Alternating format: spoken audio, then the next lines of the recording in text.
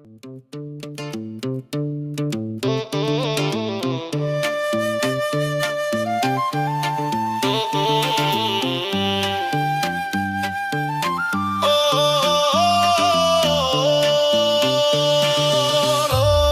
ាំថ្មីពួកយើងជួបជុំកំឡោះក្រមុំរំលេងនៅក្រងរោងខែ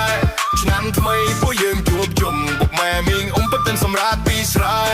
រំលេងប្រពៃណីខ្មែរ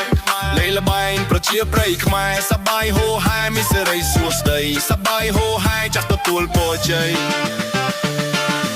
អូឆ្នាំថ្មីពួកយើងជួបជុំកំឡោះក្រមុំរំលេងនៅក្រងរោងខែ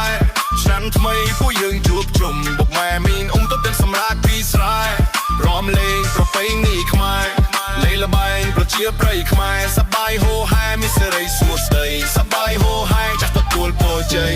សំលេងចាប់បីកំដររាត្រីផ្កាយរះពេញមេឃល្អឥតមានពីរយុវជនប្រុសស្រីរំបួងសាមគ្គីចង់បាក់សារវណ្ណរស់រវើក្នុងភូមិលើកដៃប្រណម្យបួងសួងសុំពរអេបាឆ្នាំថ្មីមេត្តាជួយគាំពៀឲ្យខ្មែរគ្រប់គ្នាជួបតែសំដាងរស់ស៊ីមានបានសម្បូរសប្បាយបងអង្គុនចៅឈុងលះកន្សែងសាច់កាអាយទុកទាំងឡាយឲ្យរលីបាត់ទៅជាមួយឆ្នាំចាស់ទទួលឆ្នាំថ្មីឆ្នាំនៃសេរីមង្គលវិបុលសុខសប្បាយគ្រប់មុខជួបតែសុខផងក៏